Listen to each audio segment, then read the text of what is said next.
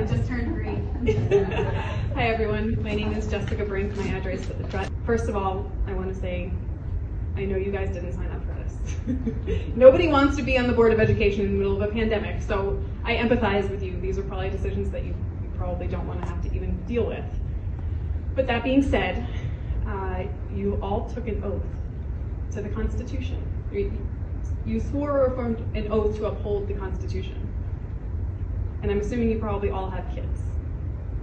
What's the first thing that you pray for when your child is delivered? You want to hear them take a breath. What's the last act that you take before you die? You take a breath. So when we're putting a mask on a child, we're blocking their ability to breathe. And I think we can all agree that that is a right. It is a God-given right to be able to breathe. So when you took the oath to the Constitution, you took an oath to uphold our God-given rights. It's a maxim of law that says ignorance of the law is no excuse. If you don't know the law, it's not an excuse.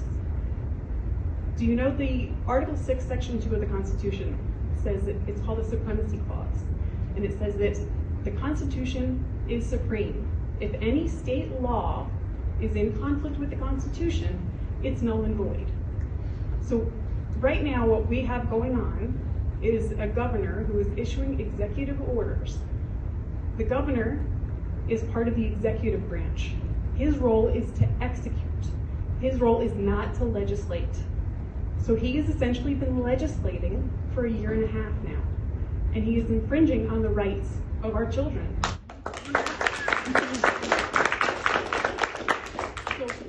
Frank was talking about the Emergency Health Powers Act. That's the authority that the governor uses to write these mandates. If you look at the Emergency Health Powers Act, now I'm a nurse, so I've dug into this stuff very deeply, and I've been a school nurse for a period of time, so I know what's going on in the schools. And I was fired because I pushed back. We won't go into what district that was. It wasn't Middletown. Anyhow, the Emergency Health Powers Act gives the commissioner authority to quarantine. The only way you can lawfully quarantine someone is through a court order. The only way you can lawfully mandate a medical intervention is through a court order. It's very clear.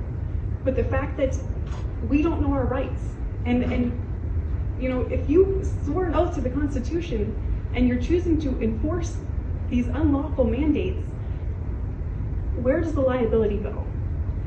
And at the end of the day, each one of you are liable. And some people say, oh, but there's this sovereign immunity, and it's the board, it's the this, it's the that, we're just following orders. At the end of the day, there needs to be somebody liable on the other side. And I'm putting that on you guys to really understand what is going on here and the harm that this is causing our children.